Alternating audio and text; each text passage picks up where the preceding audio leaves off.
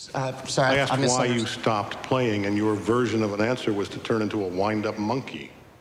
At the upcoming Academy Awards, J.K. Simmons is considered the overwhelming frontrunner to win the Best Supporting Actor trophy for his role in Whiplash. Double-time swing.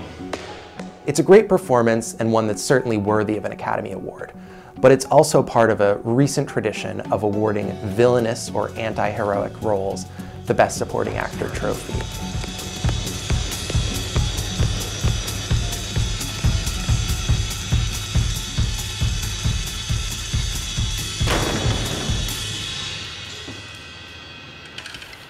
In 2008, Javier Bardem won the Best Supporting Actor trophy for his murderous role in No Country for Old Men.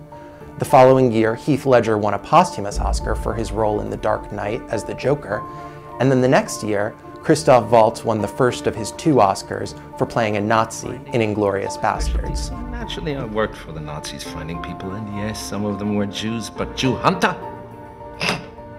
These 3 consecutive villain roles set a template that Simmons would seem to be fulfilling, someone who's entirely abusive and yet still somewhat alluring. You are a worthless pansy ass who is now weeping and slobbering all over my drum set like a 9-year-old girl.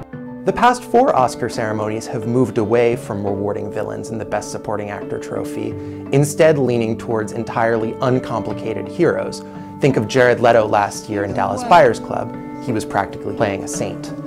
With relatively limited screen time in a supporting role, the villain of the movie rises to the level of co-lead, even if he's not always on screen. The threat he evokes is always with the movie. And perhaps it's unfair to the other nominees. They didn't get nearly as much to play. Actors like Ethan Hawke in Boyhood and Mark Ruffalo in Foxcatcher simply get to be supportive. They have to be kind, helpful, subtly making their mark on movies in ways that are less obviously actorly. Simmons' wild insults and violence towards his student, played by Miles Teller, just beg for awards recognition. Of course, a good villain is hard to find. Last year, Jonah Hill played a comic villain of sorts in The Wolf of Wall Street. He wasn't necessarily an anti-hero, but he certainly had somewhat nasty things to do.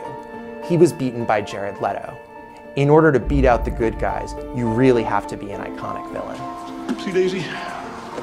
Forgot my jacket.